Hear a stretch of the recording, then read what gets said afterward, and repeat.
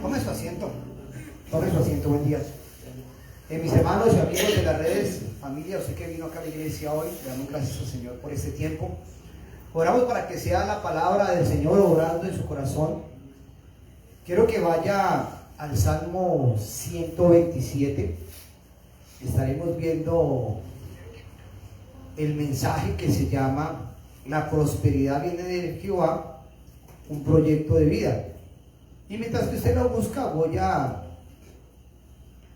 compartirle algo con el que estaremos empezando de la mitología griega.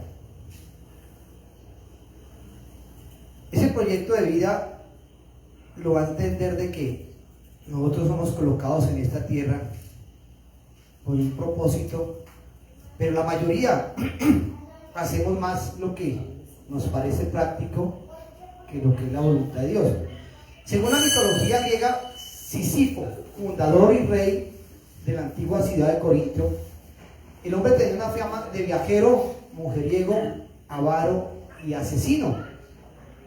Y cuenta Homero en la Odisea que Sísifo engañaba al dios de la muerte Thanatos y se las arreglaba para salir del Hades y volver a su casa. Y como castigo los dioses lo condenan a empujar una piedra cuesta arriba hasta que cerca de la cima la piedra se le escapa y cae rodando al valle. Y así le sucede una y otra vez por toda la eternidad. Imagínense el castigo de este hombre repitiendo la historia de tratando de subir esa piedra hasta el borde de la cima, y cuando va rodando la cima, esa piedra se resbala. El filósofo Albert Camus aprovecha este mito de Sísifo para hacernos reflexionar sobre lo que es la vida humana. El esfuerzo del hombre es inútil porque la vida no tiene sentido, afirma el filósofo francés, aparte del sentido de que la persona misma aporta viviendo todas las experiencias posibles. Ellos rechazan todo lo bueno de la sociedad y se van a probar las cosas que el mundo presta. Y por eso el hombre nunca estará satisfecho. Ayer alguien me preguntaba a mí, Henry, ¿cuántas personas peluqueas en el día? Hermano, la verdad yo nunca le voto corriente a los números. Me decía, no, yo no lo hablo en cantidad de lo que usted gana, sino cuántas personas, 10, 15, 20, que llegan a su peluquería, todas con diferentes problemas.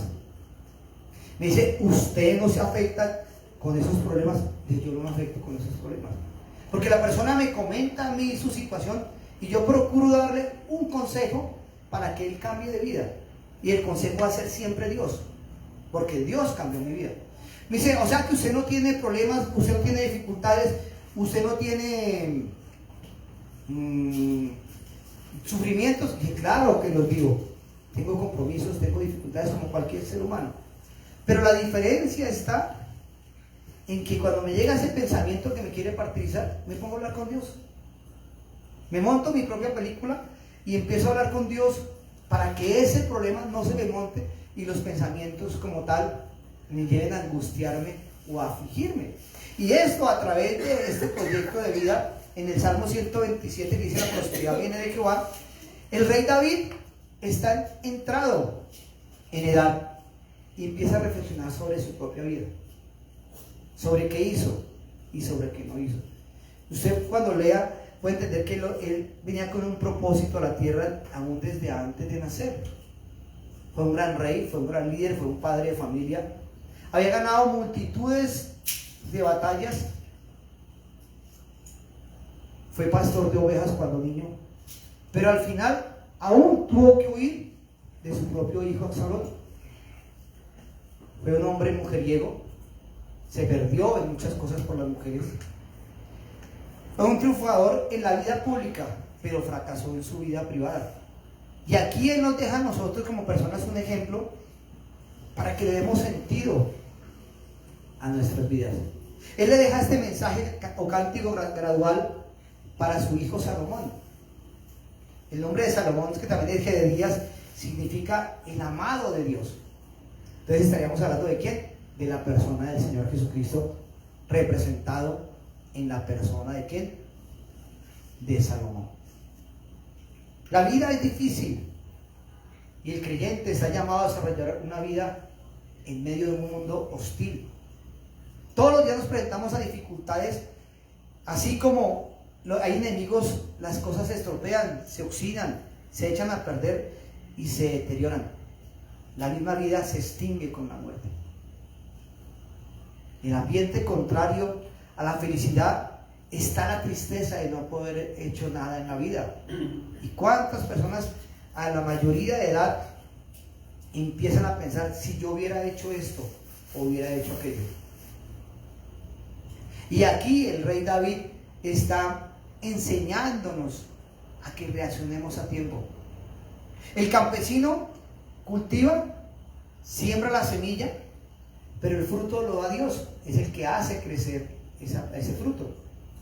El campesino no puede mandar solo los productos a su casa, él tiene que sembrarlos, trabajarlos, esforzarse para poderlos llevar a un mercado, para venderlo, para comercializarlo. Él no lo puede dejar solo, porque hay ratones, hay hongos, hay ladrones y hay incendios que en la vida de campo en cualquier momento la misma naturaleza puede acabar con un cultivo donde la gente tenía todas sus esperanzas. Entonces vemos que si Dios no nos ayuda y no nos da esa bendición, el trabajo humano quedará solamente en oscuridad, tristeza y remordimiento. Mire lo que dice el Proverbios 10:22. La bendición de Jehová es la que enriquece y no añade tristeza. En otra versión dice, la bendición de Dios es la que enriquece y no le añade problemas a la persona que le da la bendición. Cuando estamos apartados del Señor, en este mundo deteriorado, en este mundo de angustias, uno de los conflictos más grandes es levantar una familia. Saber que tenemos que llevar gente y prepararla para que se enfrenten a este mundo. Pero hay gente que dice, yo no quiero tener hijos. ¿Por qué traer problemas a este mundo si este mundo está contaminado? Sus padres y los míos pienso que trataban de darnos lo mejor, pero tarde o temprano empezamos a tomar decisiones que nos llevan a asumir nuestro propio futuro. Es impactante cuando un padre le dice a un hijo, no diga mentiras, pero tarde o temprano ese padre le dice, lo vienen a buscar y le dice a uno, dígale a ese señor que yo no estoy. Ahí se tiró toda la verdad que le enseñaron a uno. El mundo tenemos que cambiarlo para bien, cambiarlo por Dios, cambiarlo para Dios y cambiarlo con Dios.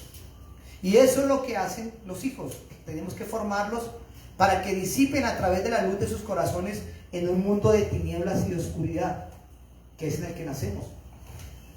Un mundo muerto en sus delitos y pecados, donde lo que más se busca es el mal que el bien. Y el rey David nos deja esta influencia para que su hijo Salomón y para usted y para mí planteemos un proyecto de vida para que sea mejor. No importa la edad. Pero es que, pastor, yo tengo 50, tengo 60, tengo 15 años. El día que conozcamos al Señor es cuando nuestra vida puede cambiar. De resto seguiremos siendo ¿qué? Las mismas personas sin un propósito. Estudiamos una profesión, hacemos un trabajo, pero no queda más sino eso, un instrumento, pero no cumplimos el propósito de Dios en la tierra. Y entramos ya en el Salmo. Vamos a empezar con el Salmo 127, versículo 1 y 2, que dice: si Jehová no edificare la casa, en vano trabajan los que la edifican. Si Jehová no guardare, ahí está, la ciudad, en vano vela la guardia. Por demás que os levantéis de madrugada y vayáis tarde a reposar, y que comáis pan de dolores, pues que a su amado dará Dios el sueño. Aquí está reflexionando David sobre su vida. Desde niño, pasándole la historia, lo que hizo hasta este momento. Siempre hacemos planes a final de año, pero siempre hacemos planes empezando el año. Esta enseñanza le iba a dar la segunda semana de enero. No se pudo dar porque de esos días tuve que viajar. Y la enseñanza para hoy era otro, pero Dios dijo, no, tienes que dar esa enseñanza. La gente sigue planeando. El hermano Carlos daba la semana pasada cómo se sostiene la iglesia a través de las ofrendas y los diezmos. Pero para que haya ofrendas y diezmos es porque usted tiene una disciplina de vida de ahorro, administración. Y aquí aquí el rey David se está acordando de cómo siendo un niño de 16 años lo visita el profeta Samuel y le declara que algún día va a ser el rey de Israel. Más adelante se acuerda de cómo se enfrentó a Goliat, se acuerda de cómo estuvo al servicio del rey, y después la envidia del propio rey al ver los resultados de su discípulo, de su siervo, el rey David, y cómo tiene que huir al desierto en cantidad de dificultades, porque sin haber hecho nada todo el mundo lo estaba persiguiendo. Saúl había muerto y David empieza a crecer como rey, a levantar un país para Dios. Pero David en su corazón tiene el anhelo de montar una casa para Dios.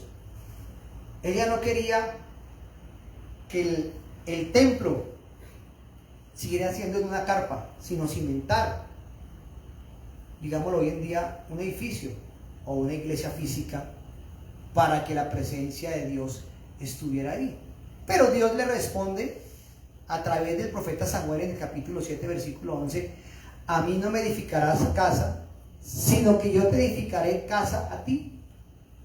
El rey David, ¿por qué no puede construirle casa a Dios? Porque fue un hombre, de sus manos fueron contaminadas por sangre. Pero necesitaba levantarse a alguien que fuera limpio y sin pecado. El rey David pensó que en su momento iba a ser ¿quién? Su hijo Salomón. Porque ninguno de sus otros hijos lo podría hacer. Y podemos ver más adelante cómo el rey David pasa por dificultades y tiene el anhelo y el sueño de levantar una casa para Dios.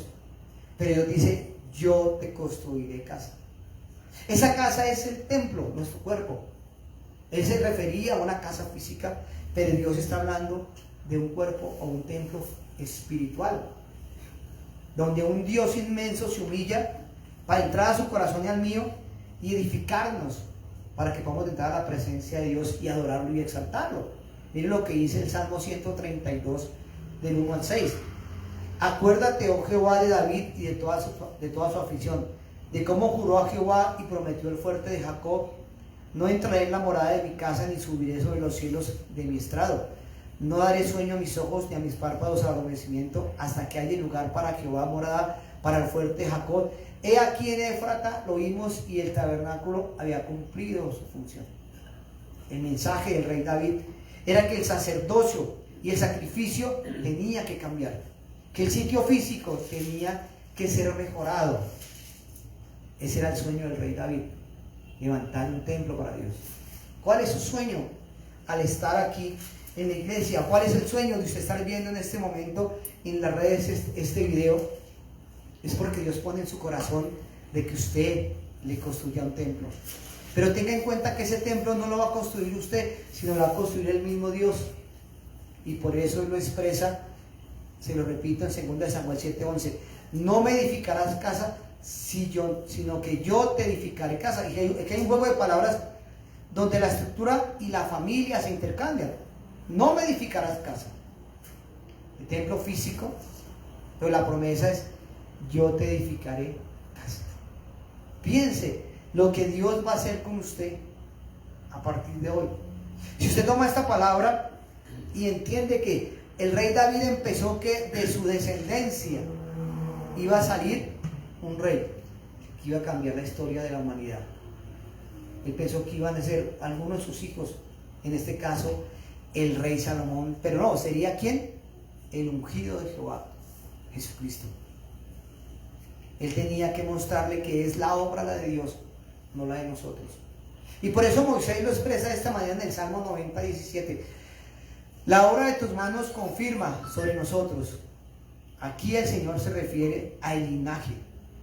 Acuérdese que el rey David había caído en adulterio, fornicación con Betsabé, cuando la ve bañándose desnuda, y va y está íntimamente con ella y la embaraza.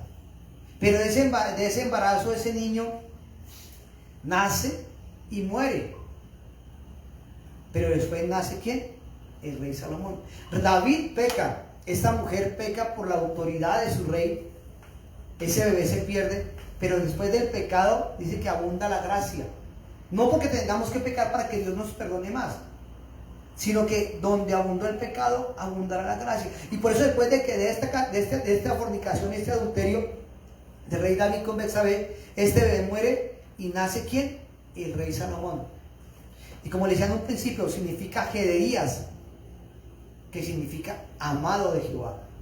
¿Y quién es el amado de Jehová? El Señor Jesucristo. Aquí nos está mostrando Jesús en este pasaje, donde lo expresa el amado de Jehová.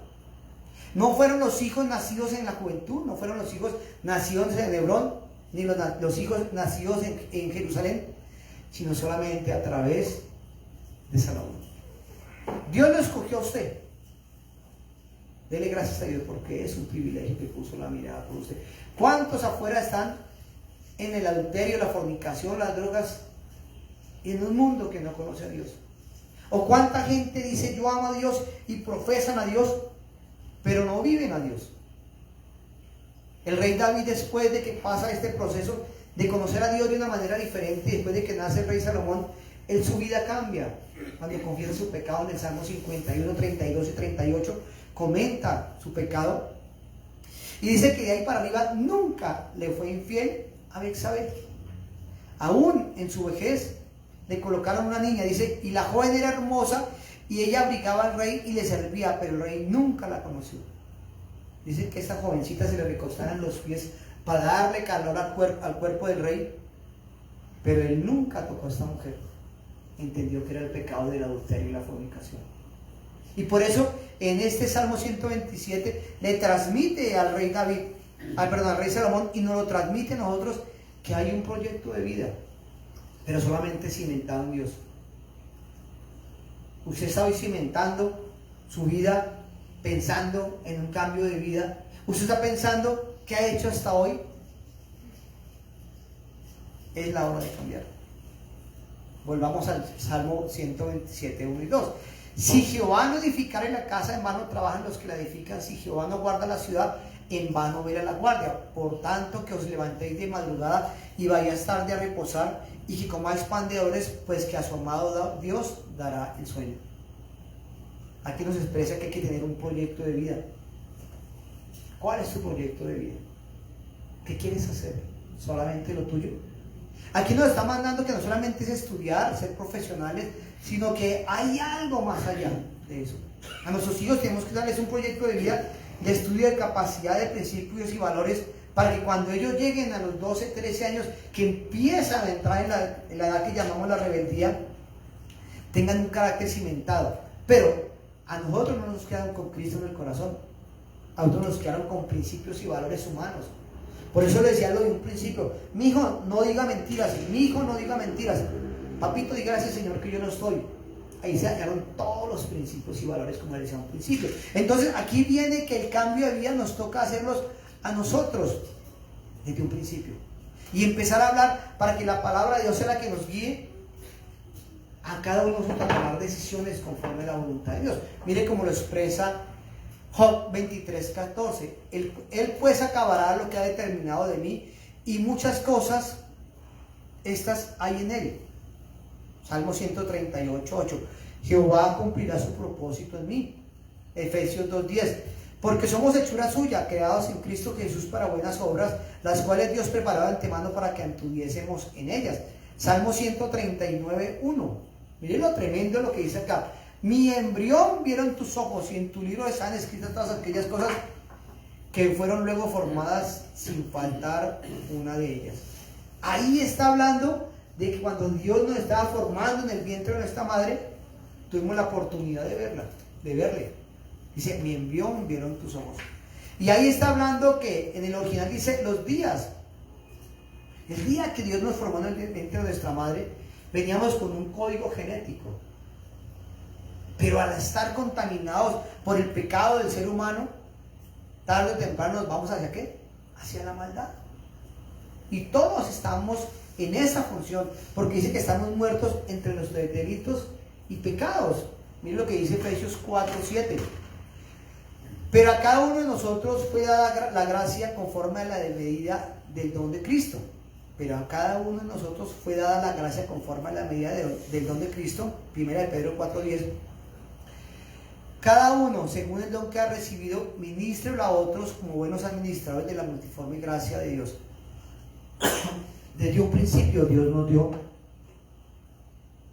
dones para administrarlos en esta tierra. Pero vamos creciendo y vamos buscando nuestra propia voluntad, nuestro propio proyecto de vida, y lo hacemos es personal, y se nos olvida que Dios de antemano y desde antes de nacer tenía un plan con nosotros. Y por eso tenemos que contar con Dios, consultar con Dios y confiar en Dios. Tenemos un trabajo que hacer. Y aquí está hablando de que tenemos que edificar una casa. Como decía al principio, hay mucha gente que dice: yo no quiero tener hijos. ¿Para qué traer hijos a este mundo a sufrir? Porque de una manera u otra manera, en el escenario de la vida, el mundo acaba en cosas materiales.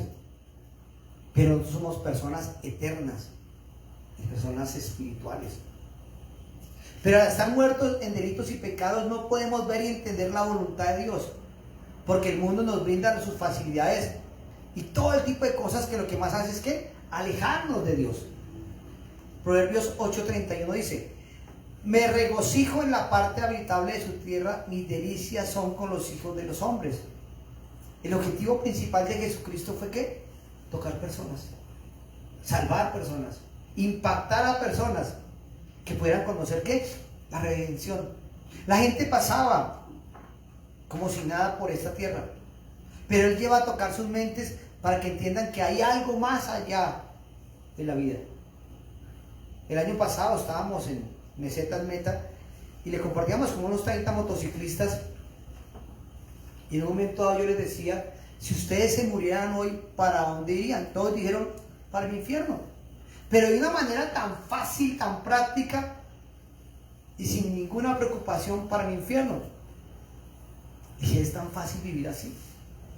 Una vida de sufrimiento, una vida sin Dios.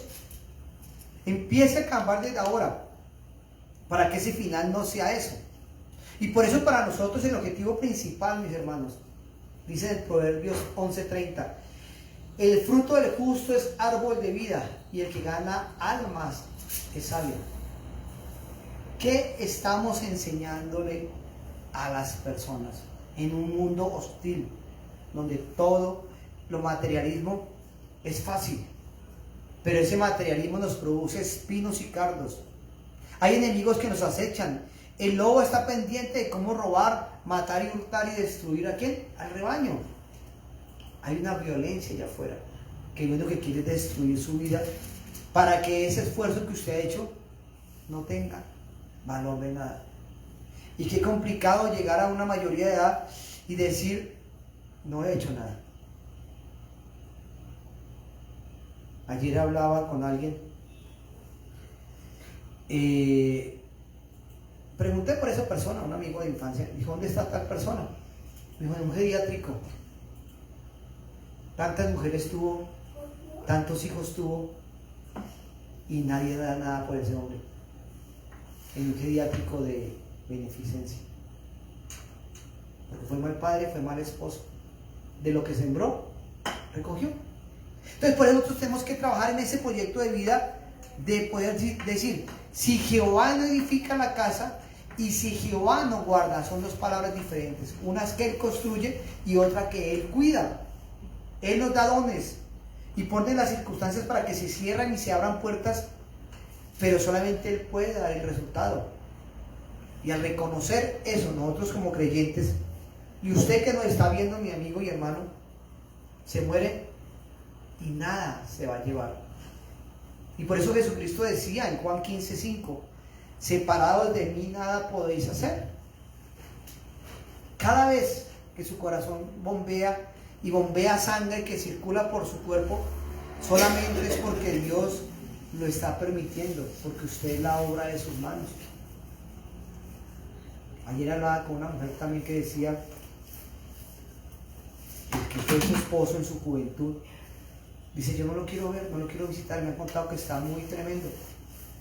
Dije: si él la llega a llamar a usted para pedirle perdón, llevan muchos años de separados. Y yo me tocaría ir a visitarlo. y desatarle perdón. Dice, aquí no tengo rencor, no tengo nada contra su corazón. Dice, pero ese cuerpo, ¿qué? Se va agotando, se va desgastando. Pensamos que la muerte no nos va a llegar, pensamos que la mayoría de edad no va a llegar. La vida nos cambia en un momento. Y en este cántico gradual, desde el 122 hasta el 132, son salmos que son solamente cánticos que la gente cantaba 3 veces al año cuando subía a Jerusalén, en la fiesta de la Pascua, el Pentecostés y el tabernáculo. Pero a través de ese templo que Dios construye, nosotros todos los días en oración podemos entrar a la presencia de Dios y alabarle. Miren lo que dice en Proverbios 3, 5 y 6. Fíate de Jehová de todo tu corazón y no te apoyes en tu propia prudencia. Reconócelo en todos tus caminos y Él enderezará tus veredas. Vale la pena contar con Dios, mis hermanos. Cuéntele los sueños que usted tiene, las metas que usted tiene. ¿Para qué? Para que Él lo guíe a tomar las mejores decisiones. Y no para que diga, no tuve tiempo de recapacitarlos. Estamos en el tiempo correcto de decir, Dios, mi dependencia depende de ti.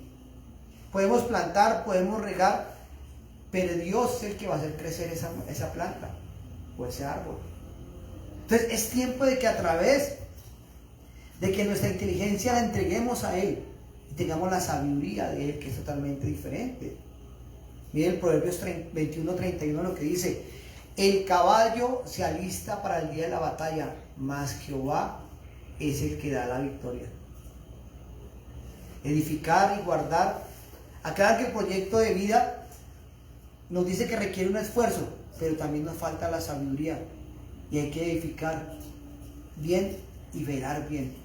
No solamente decir yo invierto en tal negocio, porque todos los negocios dan para ganar o dan para perder, pero si buscamos la forma de que siempre guiados por Dios, no vamos a perder.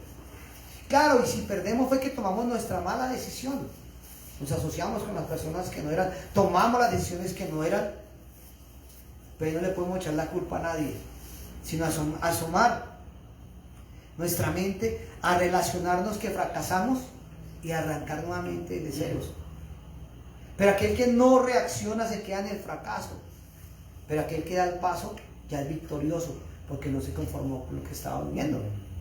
Hebreos dice: porque esperaban la ciudad que tiene fundamentos, cuyo arquitecto y constructor es Dios. ¿Quién construye? Dios. ¿Quién diseña planes? Dios. Hechos 16:36 dice: porque a la verdad David sirvió a su propia generación según la voluntad de Dios. En la época de David, él le sirvió a su nación. Usted y yo le podemos servir a nuestra nación con ejemplo, con vida, mostrando la palabra de Dios, mostrando de que somos personas diferentes en un mundo agreste, que lo único que quiere destruir es a la humanidad. Le predicamos a muchos, y muchos nos prestan atención, otros no nos prestan atención. Muchos estaban invitados para hoy, no vinieron, pero Dios sabe por qué no vinieron.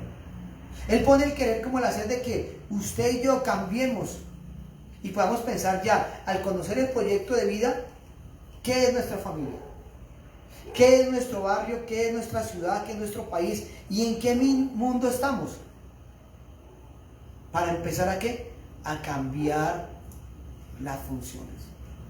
La gente quiere cambiar el mundo, pero la gente no cambia por sí misma. Nosotros tenemos que empezar a darnos ese valor de que tenemos la oportunidad de cambiar. En el 127 dice: pues que a su amado dará Dios el sueño. El nombre de Salomón significa Gedeías, que significa amado de Jehová. Y esa promesa es para usted y para mí.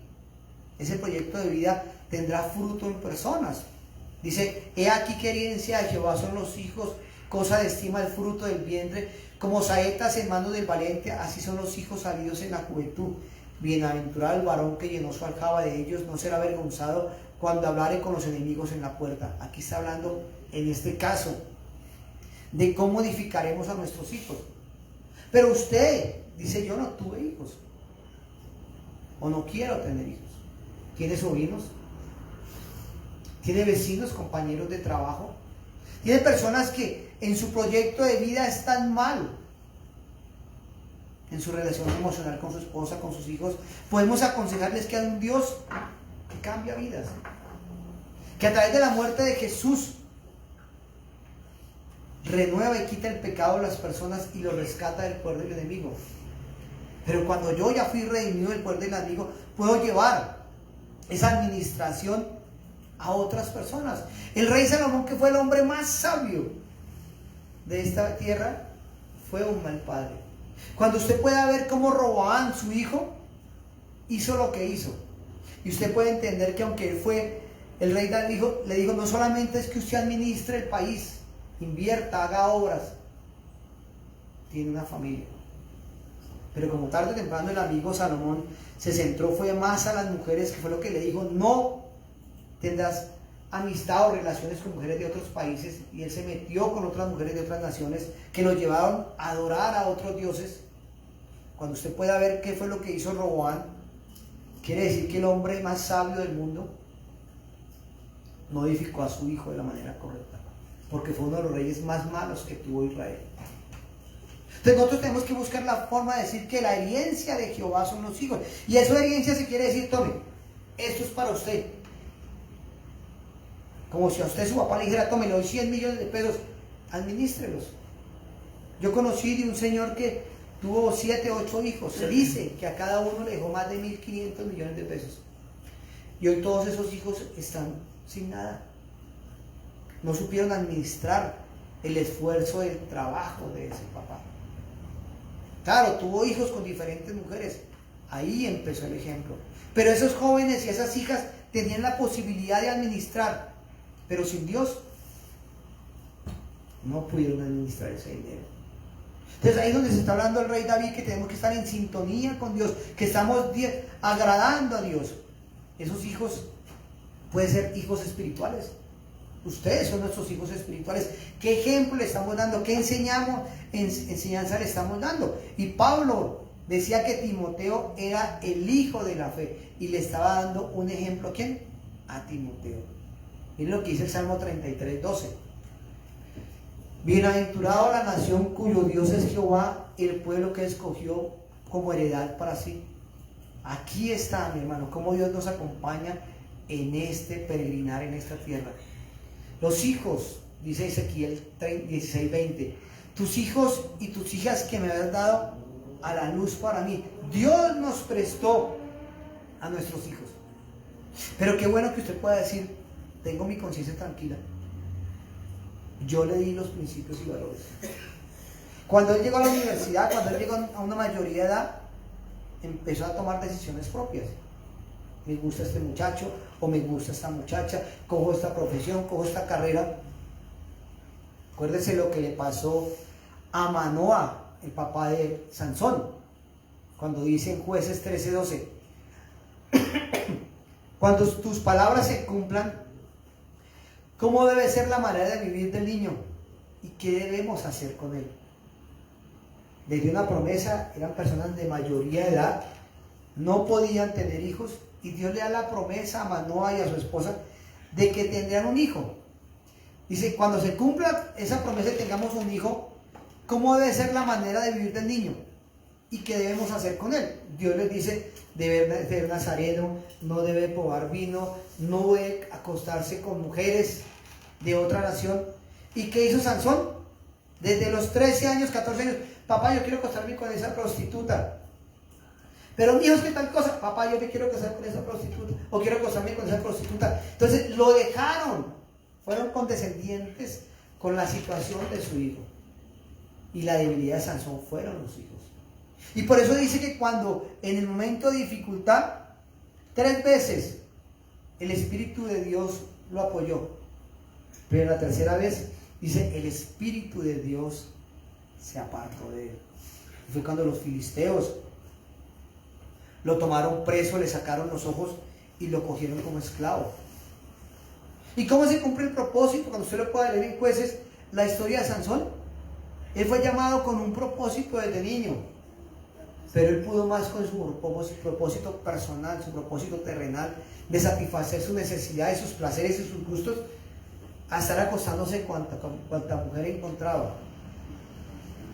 Y al verse en esclavitud dice que ese día lo amarraron para exhibirlo públicamente. y lo amarraron a unas cadenas, a unas columnas, y él llegó en arrepentimiento y dijo: Dios, ten piedad de mí, perdóname, he actuado mal. Y dice que fue tal ese arrepentimiento que el Espíritu Santo de Dios vino a él y tomó tanto poder que tumbó esas columnas y mató a todos los filisteos, enemigos del pueblo de Dios.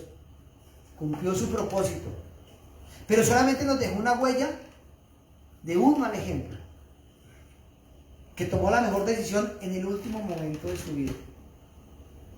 No dejó generación, no dejó hijos, pero dejó un ejemplo para que nosotros estamos a tiempo de decir: Dios, me he equivocado, he hecho mal las cosas en la vida, y no pasar por esta tierra sin pena ni gloria. A mí lo que dice Hebreos 11, 24, 26: por la fe Moisés, hecho grande, rehusó llamarse hijo de la hija del faraón, escogiendo antes ser maltratado con el pueblo de Dios que gozarse de los deleites temporales del pecado, teniendo por mayores riquezas el vituperio de Cristo que los tesoros de los egipcios, porque tenía puesta la mirada en el galardón. Aquí Moisés, acuérdese que fue criado ¿por quién? Por los egipcios, porque fue rescatado por la hija del faraón, y ellos no sabían que la mamá de Moisés era una una señora de servicio. Lo pusieron a cuidar a su hijo, pero ella le dio los principios y valores a Moisés, de modo que cuando Moisés ya había estudiado en las mejores universidades y todo tipo de cosas, prefirió estar al lado de su pueblo, de sus raíces, de los principios de crear un Dios y no un mundo plagado que le brindaba al pueblo de Egipto. Miren lo que dice Timoteo 1:5. Eunice transmitió la fe a su hijo Timoteo de tal manera que el joven tuvo buen testimonio entre varias iglesias. Ahí estaba una abuela, una madre, enseñándole a su nieto Timoteo la palabra de Dios.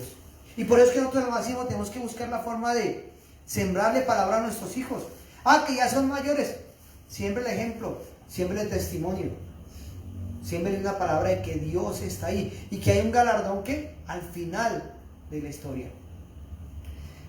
127 versículo 4 dice que los hijos son flechas en las manos del valiente. En este mundo, como lo decía, plagiado de mal, los hijos tienen que ser formados en principios y valores para cuando se enfrenten a la dificultad puedan decir no. Cuando se enfrenten a una universidad puedan decir no. Cuando se enfrenten a las drogas puedan decir no. Cuando se enfrenten al sexo a temprana edad puedan decir que no. Cuando se enfrenten al robo puedan decir que no. Dice que son saetas en las manos de un valiente, y él lo expresa de que siempre estaremos en un mundo bélico lleno de adversarios, de problemas, de dificultades, pero si lo enfocamos en Dios, nuestros hijos serán preparados para eso. Pero pastor, mi hijo tiene 30 años, mi hijo tiene 20 años. Hermano, es tiempo de estar orando y clamando para que Dios toque a sus hijos y sus hijos conozcan a Dios. Que mi papá y mi mamá no conocen, ahí tenemos que orar por ellos, para que ellos conozcan de Cristo, porque pueden partir de una vida sin propósito. Y esa es la situación de que tenemos que tener, para estar cerrando, dice, el compromiso de dar un ejemplo coherente, sensato y espiritual. Hay gente que dice: pero usted como cristiano predica y no ¿qué? Y no aplica. Dice, el compromiso de crear un entorno edificante en el hogar, sobre todo con la relación entre los padres, el papá y la mamá. Muchos hogares disfuncionales, los hijos utilizan la manipulación para sacar beneficio propio. El compromiso de enseñar a los hijos tanto en capacidades básicas para lidiar con el mundo externo como el conocimiento de la palabra de Dios. El compromiso de dar un empuje para que anden solos en un camino vital. Este podría ser un apoyo económico para que hagan una carrera, compren una casa o monten un negocio. Pablo lo expresa de esta manera en 2 Corintios 12:14. No deben atesorar los hijos para los padres, sino los padres para los hijos. Tenemos que darle las bases para que sepan avanzar. Este hombre le dejó miles de millones a estos hijos, pero no los enseñó a administrar, porque le dio todo el facilismo y como tal lo echaron. Dice: bienaventurado el hombre que llena la aljaba de ellos. Se refiere a que no tenemos que meter piedras, sino flechas. Ahí es donde están, mis hermanos, a las personas que nosotros rodeemos, ¿qué les vamos a enseñar? ¿Qué personas nos rodean? En el trabajo, en la vida, en las situaciones que hacemos a diario. ¿Qué les mostramos a esas personas? ¿Qué clase de cristianos somos? ¿Y cómo somos? No será avergonzado cuando hablare con los enemigos en la puerta. Ahí está lo importante que un hijo pueda decir: mi papá fue un buen ejemplo. No nos dio riquezas. O como lo decía en un principio, ese hombre en un geriátrico de deficiencia y ninguno de sus hijos lo quiere ver. Porque nunca estuvo como padre. Estuvo solamente pensando en él, en los placeres de la vida, y no fue honesto con su hijo. Entonces, mis hermanos, para estar cerrando ya, es que usted vea lo que dice el Salmo 23 en la parte 23. Confortará mi alma. Dios es el que elige, Dios es el que llama y nos ayuda en esta restauración. Piensen que hoy su vida tiene que cambiar. Que si usted es creyente, haga un alto en el camino de cómo está viviendo su vida como cristiano. Que está reflejándole a las personas que le rodean. Que no puedan decir qué clase de cristiano es. Porque el mundo siempre va a estar buscando el juzgar a los demás. Pero si usted no es creyente, no conoce a Cristo, es el tiempo de decir: venga, Dios, hago un alto en el camino y medito en mi camino. ¿Qué es lo que tengo que hacer de aquí en adelante, Dios? Incline su rostro ahí donde está. Señor, te damos gracias por este tiempo, por tu amor, tu fidelidad. Y en este proyecto de vida, Dios, ayúdanos, Dios,